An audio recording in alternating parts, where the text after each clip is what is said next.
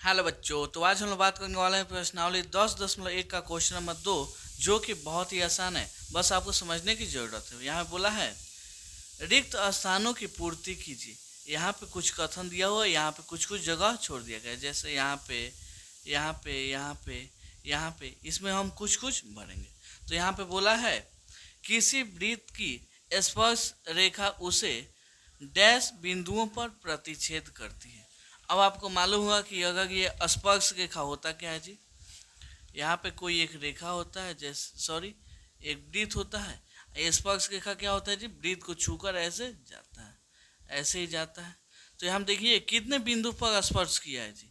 ये रेखा देखिएगा तो एक पे, ये देखिएगा तो एक पे, मतलब एक एक बिंदु पर क्या करता है जी, स्पर्श करता है। तो यहाँ पे हो जाएगा एक, कितना जी, एक बिंदुओं पर स्पर्श करता है। ठीक है, कोई दिक्कत नहीं है। यहाँ पे बोला है वृत्त को दो बिंदुओं पर प्रतिच्छेद करने वाली रेखा को क्या बोलते हैं, वो भी समझ लीजिए।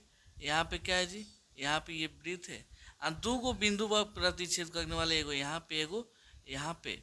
तो इसको हम क्या बोलते हैं जी, इसको बोलते हैं हम छेदक रेखा। क्या जी, तो यहाँ पे ये वाला हो जाएगा छेदक रेखा, छेदक रेखा कहते हैं। ठीक है, अब यहाँ देखिए बोला है एक वृत्त की डैश समांतर स्पर्श रेखाएं हो सकती है।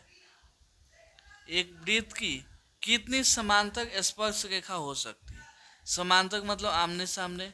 तो मान लीजिए एगो ये स्पर्श रेखा हो गया, इसके समांतर कौन होगा, ये वाला। यहाँ से अगर यहाँ पे खींचिएगा तो ये तो छेदक हो जाएगा। एगो यहाँ से होगा जो कि क्या करेगा जी, बस स्पर्श करेगा, छू के जाएगा। तो कितना जी, ये एगो ये एगो, कितना, दो को होगा। तो यहाँ पे हो जाएगा दो। दो समांतर रेखाएं जो होंगी वो क्या करेगी जी, स्पर्श करेगी। ठीक है, अब यहाँ पे बोला है वृत्त तथा उसकी स्पर्श रेखाओं रेखा के उभयनिष्ठ बिंदु को कहते हैं। यहाँ पे वृत्त कौन होगा जी, यहाँ पे देखिए ये हो गया आपका वृत्त। क्या बोला है, फिर से पढ़िए, वृत्त तथा उसकी स्पर्श रेखा।